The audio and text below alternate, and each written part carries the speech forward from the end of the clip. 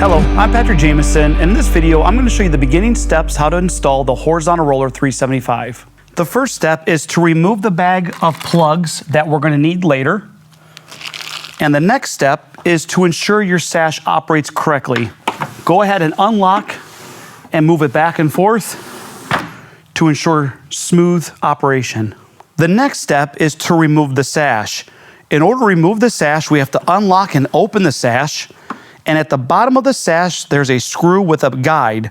We have to remove the guide in order to remove the sash.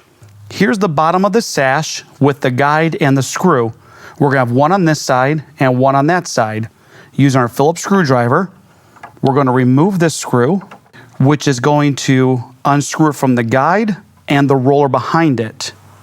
So what we'll do is we'll slide the sash over, we'll lift up on the sash and move the sash back to the left. There's the roller guide that we just unscrewed. We're gonna follow the same process on the other side.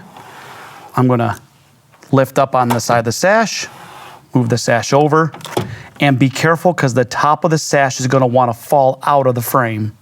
I've removed both roller guides. I can now tilt the top of the sash forward and lift the sash out of the main frame. I'm now ready to dry fit the window into my opening. After dry fitting the window, apply sealant to the flange or to the buck and precast sill. For best practices, apply sealant to all three.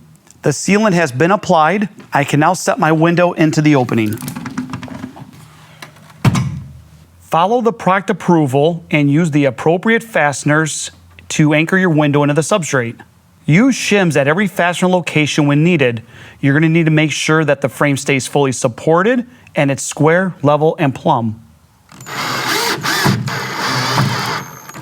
When anchoring your sill, drill through the pre-punched holes of the frame into your precast sill. Get all that concrete dust out and fill each cavity with sealant. You can even run your fastener through the tube of sealant and anchor your sill down.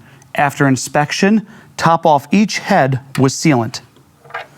To recap, I've now shown you the beginning steps of how to install the HR375. In the next video, I'm going to continue and finish up the installation.